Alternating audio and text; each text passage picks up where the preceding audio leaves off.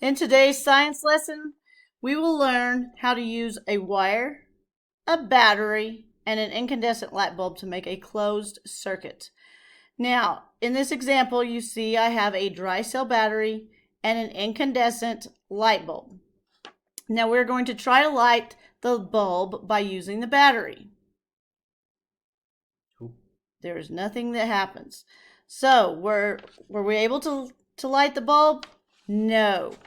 Now the light bulb did not light because the electric current couldn't move from the negative terminal of the battery through the bulb and into the positive terminal of the battery. Now we are going to try this with an electrical wire. So we will use the wire and battery to light the bulb. We're going to place the wire underneath the battery on the flat side of the battery, which is the negative terminal. And then we will place the tip of the bulb on the positive terminal of the battery. And so what do you think the other end of the wire needs to touch to make the bulb light? The side of the screw cap.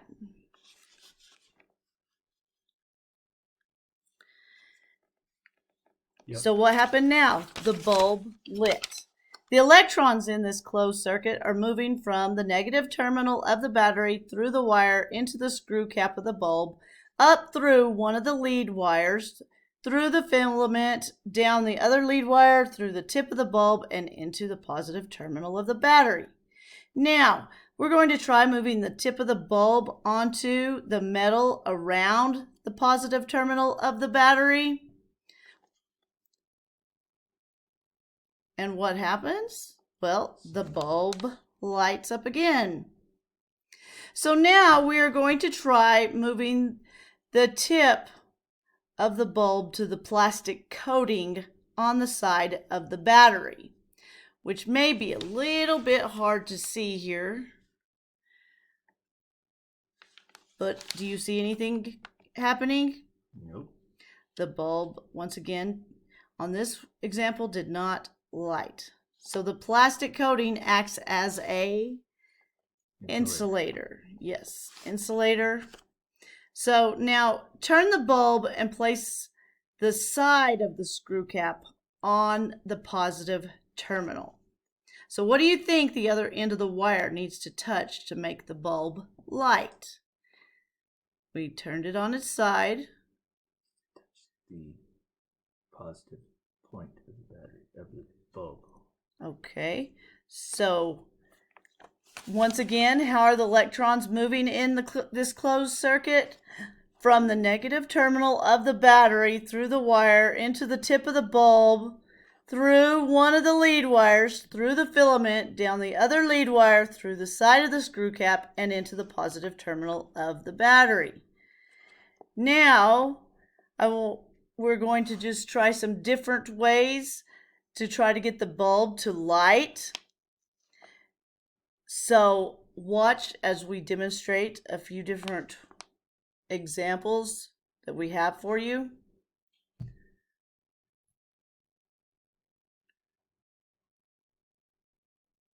Okay, so what happened there? Did you flip it over? We turned the battery over, and we got the wire going to the positive point on the battery, and we taught the bulb going from the positive tip of the bulb to the negative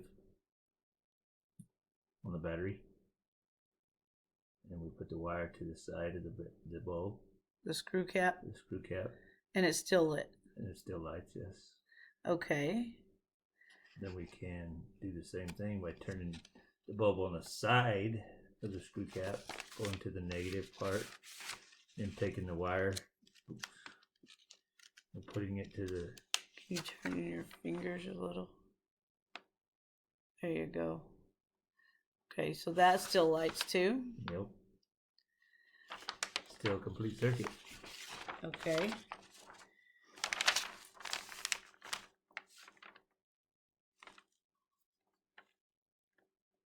So basically every way that we put this light bulb on this battery will cause it to light nearly, except on the plastic part?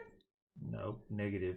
If you take the screw part of the bulb and put it on the positive terminal of the battery, and then you touch the wire coming from the negative terminal on the battery and put it to the screw cap of the light, it's not going to light, because that is not completing a circuit from the positive terminal to the negative terminal of the battery.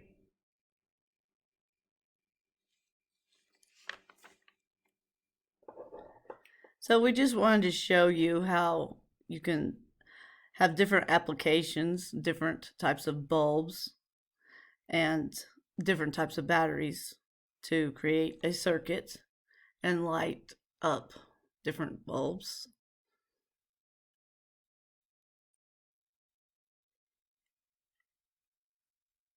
This here light bar, wand, whatever you want to call it, has LED light bulbs in it, which is light emitting diodes, and it is hooked up to a 9-volt battery.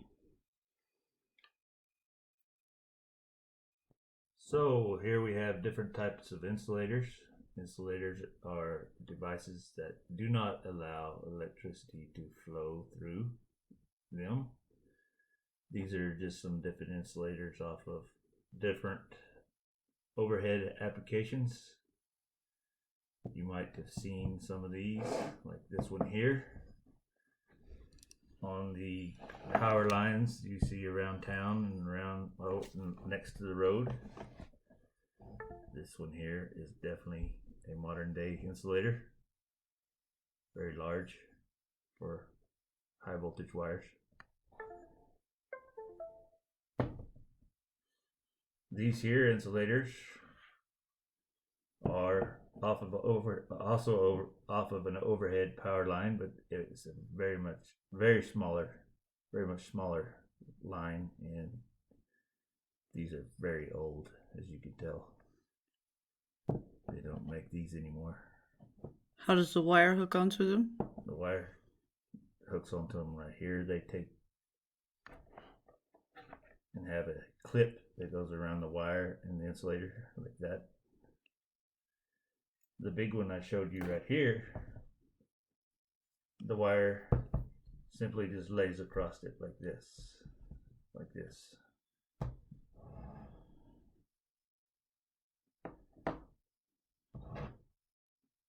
And those are mounted onto poles? Mounted on, yes, poles that hold the overhead power lines off the ground.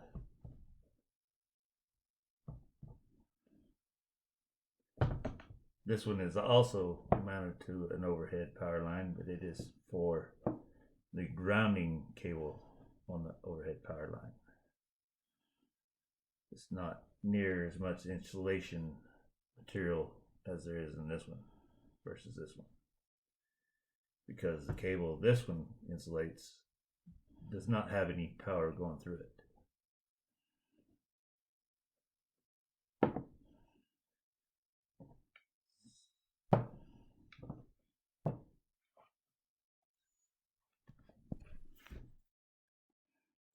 So here we have some different types of cable and wiring. So first we'll start with the non-insulated aluminum stranded wire cable. Something you would see overhead cable looking like. Coming from a power plant? Coming from a power plant, yeah. Going on the power poles you see around next to the road and down the street. Would look like this. Maybe a little bigger, but non-insulated. That's why it's off the ground, so nobody can come in contact with it. Here we have some regular insulated solid wire, copper wire.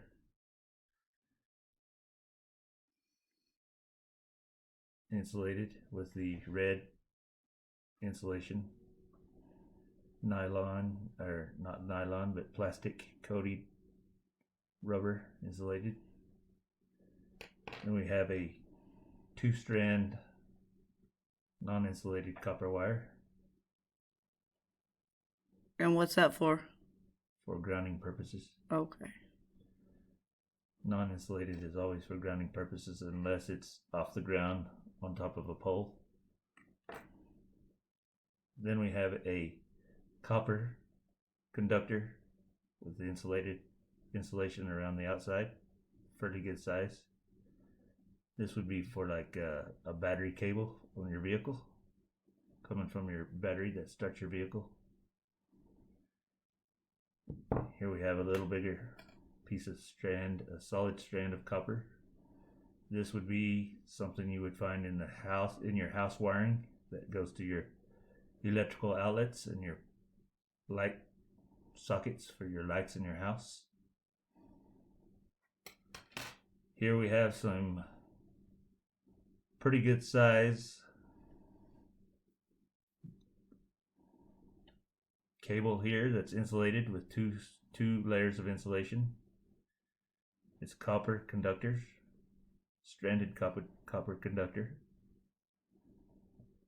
What's that for? Very large, for carrying large high voltages, very high voltage power, for applications needed to transfer power from one spot to another that they can't put it in the air, so they need to insulate it with large amounts of insulation. So it might be underground? No, this is not underground. This would be applications where in power plants and stuff where people could actually come in contact with it, so they have to insulate it. Oh. So it doesn't kill people when they come in contact with it. Same with this one here, but it's a multi-strand. As you can see, there's 5 conductors in this cable. The same with the insulation on it.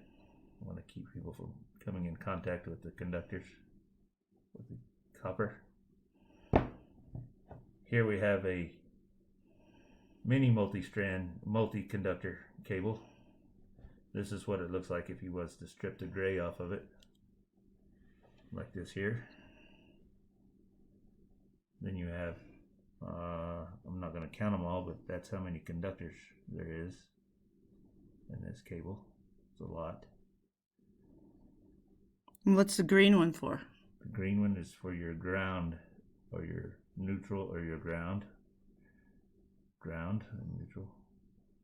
All the rest of them are hot conductors. This is your ground conductor. Green one. Same with this green one here. This is for a ground conductor. This will connect to the earth somewhere.